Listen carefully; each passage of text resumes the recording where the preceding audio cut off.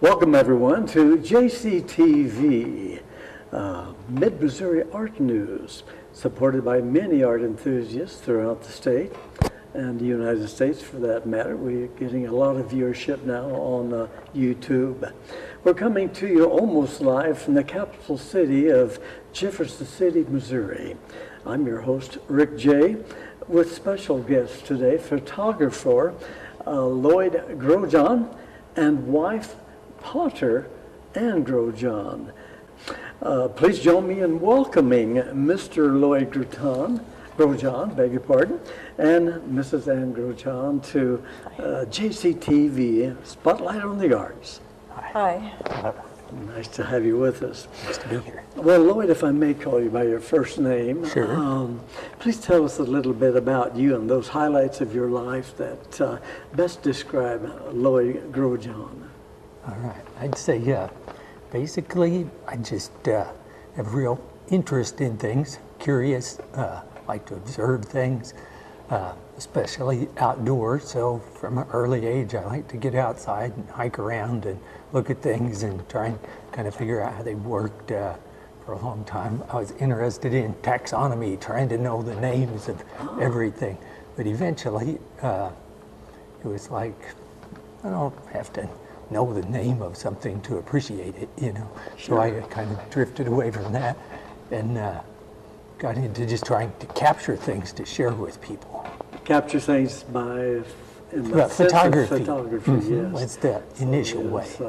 Lloyd is a well-known photographer in the area, and his photography work really speak well for him.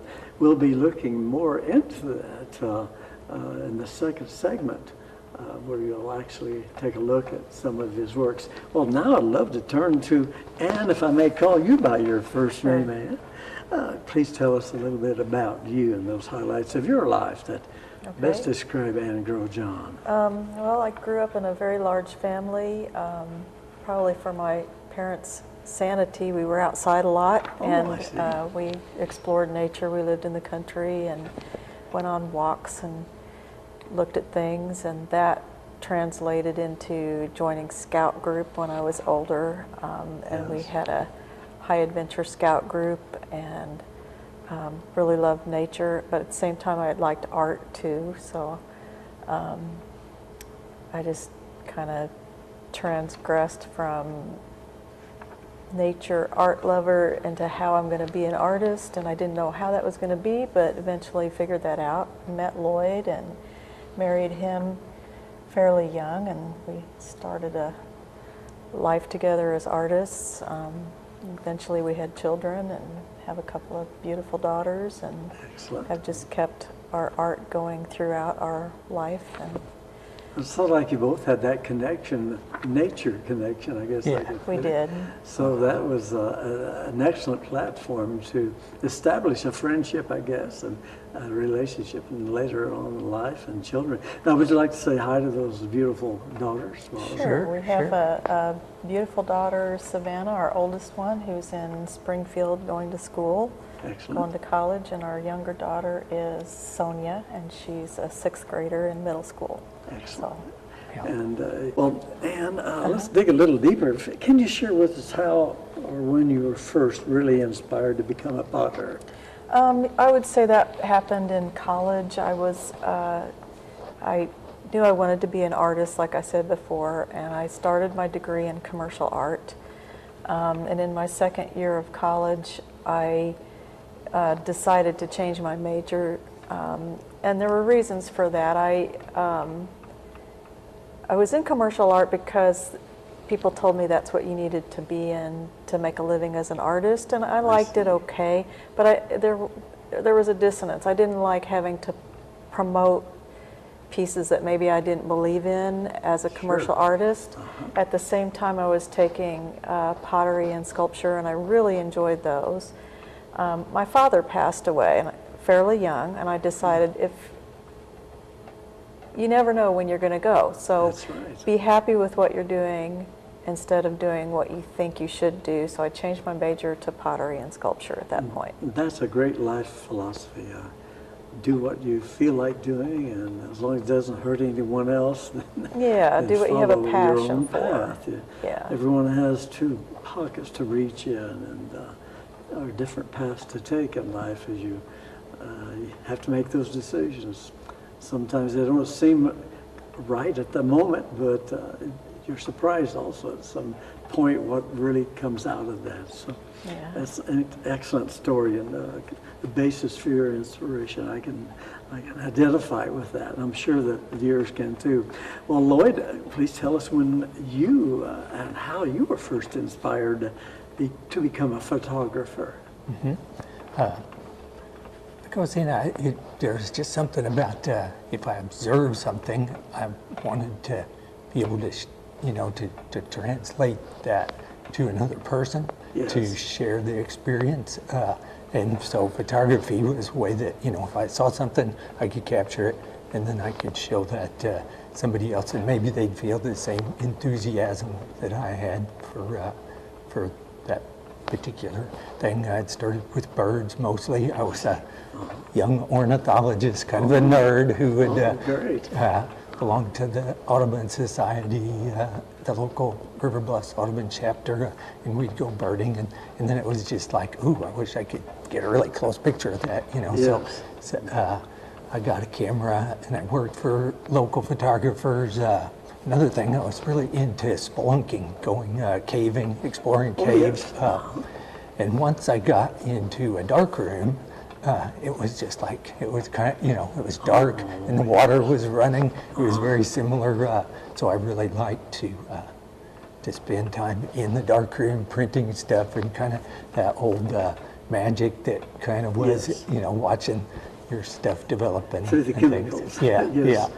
Well, your sensitivity to nature is definitely recognizable. I see your enthusiasm just as you're sharing your past with us, and how you were inspired. So I'm hoping that you have inspired some of our guests, or should we say our viewers, as we cover that.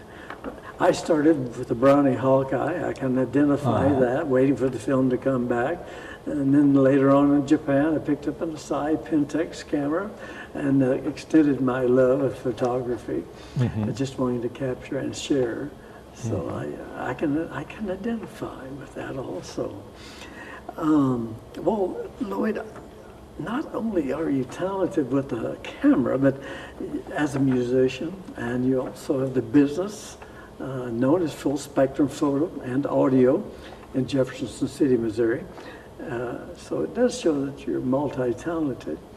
And in the second segment, we'll discuss those talents and take an in-depth look into your dedication, Anne's dedication to each of your arts.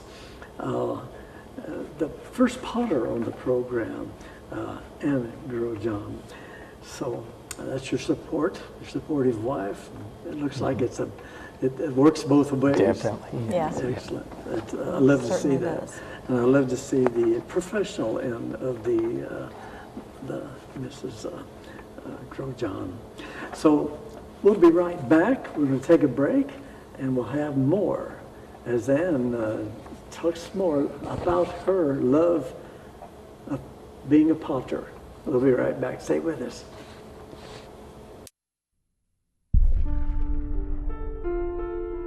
911, where's your emergency? Please, send help. Tell me what happened? I think he's dead. Please, he was shot. Okay, what's going on right now? I think he needs help. Send help.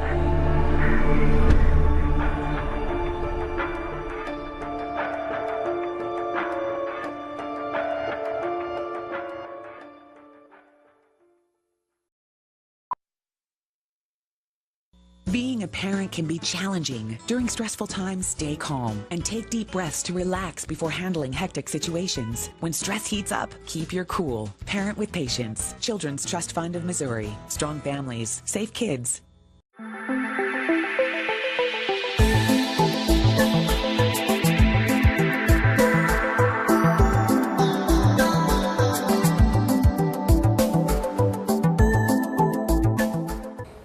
Welcome back to Spotlight on the Arts here at JCTV in Jefferson City, Missouri.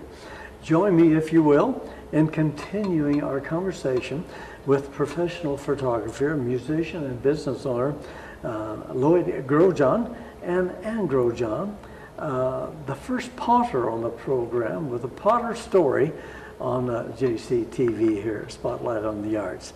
I'm your host, Rick Jey. Mr. and Mrs. Grotjan make their home in the beautiful city of California, Missouri. So welcome back, Lloyd and Ann. I now first turn to Ann with her story for the viewers. As a potter, in today's world of advancement, you represent one of the oldest forms, I would say, maybe going back even to the days of the ancient ones. I felt the feel of clay in my own hands at one point, and so maybe can identify a little bit with you. Some of the pleasure you might feel when you work with the clay, the moisture, content, what have you. Can you give us an overview of your life as a potter as it stands now? Well, as I talked about briefly before the break, I always knew I wanted to be an artist, and got my degree in pottery and sculpture, and then kind of ironically, I had started my degree in commercial art, finished my degree in sculpture and pottery, and ironically I got a first job in commercial art. But it was a job at the Missouri Department of Conservation, doing illustrative work and paste up and layout, and it was kind of nature oriented, so it fit me in that sense, and so it was kind of outdoor related as well. And I enjoyed my work there with the department, and it also enabled me to make enough money to build a pottery studio so that I could then do what I truly loved to do. So that was kind of a pathway to that. I see. Getting to where I had a place to do my pottery, because it's a messy profession. I didn't want it to be necessarily in my house. Always wanted it to be a separate studio where I could get away. So built a pottery studio with the help of my husband, and started making the pottery and finding a market for it, doing art shows and such. And I love nature, so then it was like, how do I incorporate my love of nature into my artwork? And it was just a natural for me to do that, and I started with carving animals around the pieces, doing different decorative motifs on the pieces of pottery, and it just kind of progressed to where nature was ever present, and there was always an inspiration for pieces with nature. I love to garden. I see, yes. I love to identify wildflowers and natural ecosystems, and so the two just naturally blended together. I like to work with my hands in the dirt when I garden. I go to my pottery studio, get my hands in the clay. It's very tactile. I guess. That gives you a license to get your fingernails full of dirt and hands. Yeah, I have a daughter who said, I work very hard keeping my fingernails clean. And I said, I work very hard keeping my fingernails dirty. Good and I do. So. Well, I want to thank you both, you and Lloyd, for being part of my show partnership with the Run Center here this past April through June. So thank you. You're welcome. On that basis. Well, working with different types of medium, what's your favorite? Clay, bronze, well, I powder stone, resin? Yeah, I worked with a lot of different types of media in college and a little bit afterwards too. Stoneware is my favorite now because it's accessible, it's forgivable. I can change it, move it, and shape it into what I need to express myself without, it's very forgiving. So it is my favorite media at this point. Not to say I won't ever do other types of sculpture and stuff, but right now this is what I have access to, and I haven't run out of ideas yet. So your work speaks well for itself. Now, you have a few pieces here on the table. I'm sure a few of them are your favorites. So, can you give us a description of your favorites, what they maybe mean to you, what inspired you on a couple of the pieces? Okay. I know the intricate designing and the more or less formulation of each item is just outstanding. So go ahead and take it from there. Well, this is a piece, and it's called Prairie Fire. And like I was saying before, I really like native landscapes. This one represents a prairie. I've got the native grasses actually rolled into the clay, and then I have carved it, sculpted the top to represent flame. And fire is very integral to a healthy prairie. So what this piece represents is fire going through the prairie grasses is what I was, I was going for on that. That's Excellent. One of my favorite So there's more series. to that than just an art piece. There's a basis and an explanation of what's built into the piece. Yeah. And I see your love of birds is represented. Lloyd mentioned earlier that he was a birder, and he kind of brought me into that. One of our first dates was going on an Audubon field trip to watch prairie chickens on a lek in a prairie where they were doing their mating ritual. Dance, yes. And we had to get up at like 4 o'clock in the morning to drive down to this prairie. So he got me into birding too, and this is a sculpture of a nuthatch. Now this is sculpted in stoneware clay. I see. And I left the painting on the nuthatch itself not a whole lot of realism. I wanted it to be somewhat abstract to contrast against the very realistic way that I treated the bark on this part of the sculpture. You did justice to the nuthatcher. In the form that. Well, thank you. So that's what I was going for there. And then you see an assortment of functional pottery that is, you can use it in your kitchen. It's very user-friendly but decorative at the same time. So I go for pieces that a customer can appreciate as an art piece, but if they want to take it and use it in their kitchen, it's food safe, it's dishwasher safe, you can use it, you can enjoy it. And some of the pieces are just, your a coffee mug, but maybe it's your favorite one that you can look at. And if you can notice, there's the leaves actually rolled into the clay. So now when I go on a hike or something, I'm always looking at nature. I'm looking at the leaves. I say, how would that be a good leaf that you can roll in the clay? Because some of these are the actual leaves rolled into the clay. The actual leaves rolled into the clay as it's still wet. Yes. Now some of them, like the lizards, I've carved those into the clay, and that's I use the vessel as kind of a canvas for my picture animal that I want to represent. But the detail that you can pick up on a real leaf is just phenomenal. And that is phenomenal. It's kind of like a fast fossil, if you will. There you go, creating your own fossil image as you go. Yeah. Well, it's a great presentation. Like I say, your art works just really speak well of your abilities. So I want to thank you. Do you have a Potter contact link that you'd like to share with the viewers in case they have an interest in looking more into your work? My husband and I share a website, and it's called Au Naturel. I should probably spell it. It's AWENATUREL.com. And that website shows not only my pottery, but also Lloyd's photography and music as well. So we share a website. Well, thank you once again.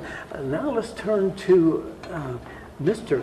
Grotjan, Lloyd Grotjan, as he presents a look into his photography and how he takes music from the musician sense, incorporates that into his photography work, his professionalism. So we'll now turn to Mr. Grotjan. Lloyd, your talents are numerous, and each speaks well of your dedication to each. Can you share with the viewers the paths you have taken to enhance your talents as a professional photographer, musician, songwriter, producer, etc.? Sure. I was, like I said earlier, interested in photography first. I worked for some studios I see. and photographers, I think, this is a generalization, but are not particularly good businessmen a lot of times. And each one I would work for would close up shop, and each one was like, do you want to sell some of this stuff or try? Anyways, so I just kind of, I was going to be a wildlife biologist, but I ended up with a bunch of photography equipment, and we had some contracts for jobs and stuff. So I kind of just ended up being a photographer, not profession, you know, as a source of income, and that wasn't the plan. But I enjoy it, and it was really neat. It's changed so much. It's just incredible, you know, in my lifetime, how much it's changed, and to try and stay current with that has been pretty much of a challenge. But at the same time, really interesting, because all the things I used to, I'd be like, boy, if I could just do that, you know, if we could just do this. And now all of those wishes, dreams that I used to have Those are tools possible. Are available. Yeah. Yes. I've thought in that same sense also on occasion. It could be much easier if we could just do this, and now it's there, so it's great. Now, how about you as a musician? I know you do your own producing on some of your music. You write your music. How did you get started as a musician? I always liked music, and as a kid, my generation, I liked rock and roll music, so so I played in garage bands. We had bands and would play, but at some point in time, I heard some kind of outdoorsy, there was a program called Hearts of Space, and I heard this music, and it was like kind of the opposite. It was real laid back and melodic and interesting. So it was like there wasn't really anybody who was interested. I mean, you know, there were hundreds of drummers and guitar players and stuff you could play with, but to find somebody who wanted to, you know, take nature sounds and put them into music or with music was, so I just kind of did it on my own, and I built a little studio and started recording. I take ambient sounds and then like either write a song to that, like to a place, you know, like to a prairie or cave or something so like that. Brings the viewer into that photo, what have you. Well, tell us a little bit about those photographs online, published in magazines. You have a lot of that in front of you. Outdoor Life, the Smithsonian, Wildlife Art, Images of Missouri, exhibits local and international. So I'll just turn it over to you. Please share with the viewers what you can about your publishing. Yeah, some of the first things were the Smithsonian pictures were pictures inside the Capitol of the, so with the Capitol here had a lot of, anyways, have tons of pictures of the Capitol and different things. So that's a big, anyway, some of my first publications were those. So like the Smithsonian, there's been stuff in the House Lounge. I've taken a series of pictures and put those together. They recently auctioned one to raise money for the renovation of the Capitol, and that picture raised like $29,000 was what was, I was just like thinks it's real. Anyways, but then, you know, the excitement, first, here's my very first cover picture, this little tiny picture. But then later, entire covers and magazines. Which one? This is a good book on Missouri. This is Images of Missouri. Yes. Yeah, I could leave these up longer. Then here's another Capitol book that Bob Pretty and Jeffrey Ball wrote. Most of the Jeff City people will be quite familiar with this. You spoke of Bob Pretty. Bob Pretty is coming to the show in a couple months. Cool. So he has all this history. I can see where he could be a big part of it as the president of the Historical Society of Missouri. So you also feature in your CDs. Yeah, as an example of your music. This is the first CD I made. It was, it's all outdoor ambient things with, and the music is all acoustic instruments, pretty much all. But there's also samples of anyways, it's very natural. It's all instrumental, acoustic. Then this is the second one. This one, you know, there's a lot of talk now. If you make art, you have to ship it. Like, get it out there. You know, a lot of people make stuff where they'll create things and you know, it'll just be around their house or, you know, friends or stuff. So it was like, okay, so I shipped those out to all kinds of places, and I got an inquiry about one of the songs on here, and it got picked up by an international contemporary dance group, Momix, and it went all around the world, and every performance I get royalties from, and every performance, the name of the song and my information was in there. So with music now, there's a lot of content, you know, and like the odds of somebody finding your song or something is pretty slim. So that actually turned into a way that I wasn't just out there in a sea of other instrumentals. That's on Momix. Now, these are all available through your collective called All Natural.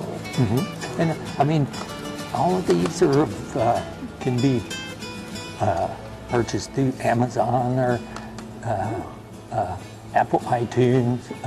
There's songs from both of these CDs are on Sirius XM radio. And the other day, somebody said, "I've got your playlist." I'm not sure what a playlist is, but if you get enough listens, they'll make a playlist and base, and you can just go check out the Lloyd Grotjan playlist, and you know, recommend other music in that that's similar to that. Anyways, so that was cool. Well, do you have a website then again, a phone number or email address where you'd like to, where the viewers could get a hold of you? There's our All Natural site, which is, as Ann said, AWENATUR, and it's EL, All Natural, like nature with an L.com. There's also for the specifically kind of music-wise, and for my performances, because I do multimedia performances, there's LloydGrotjan.com, which is just my name.com. Then I also have FullSpectrumPhotoAudio.com, which is photography and a lot of the more commercial type work that we do. We do a lot now of restoration of old things, documenting old images and stuff like that. So kind of preserving what was taken with film, digitizing that and preserving that. Preserving. On behalf of JCTV Mid-Missouri Art News, I want to thank Lloyd and Ann Grotjan for sharing all that you have today on the Spotlight on the Arts. It has been an interview that I've been looking forward to for some time now. So thank you so much for being with us. You're welcome. It was our pleasure. Yeah. And Lloyd, I understand you have an exhibit before we close. Would you like to invite the viewers to an exhibit that you have actually now? Yeah, there's exhibited photographs I have at the Missouri River Regional Library here in Jefferson City. It's up through the month of October. Excellent. Well, hopefully we'll have time to view that. I know I'll take that in and invite the guest also. Thanks once again for being my guest today. I look forward to seeing the final. All right. Thank you, Rick. Thank you. Thank you. Yes, ma'am. My next guest on Spotlight on the Arts will be Dave Carter of Cape Girardeau, Missouri, who is commissioned to do the mills across Missouri. It's now on exhibition across the state and more. That taping is scheduled for November 7th. Well, thank you, JCTV producer Gloria and Lou and crew, and thank you, our viewers, for watching. Look for more Mid-Missouri art news and Spotlight on the Arts right here on JCTV. And don't forget YouTube. I'm Rick Jey saying thanks for viewing.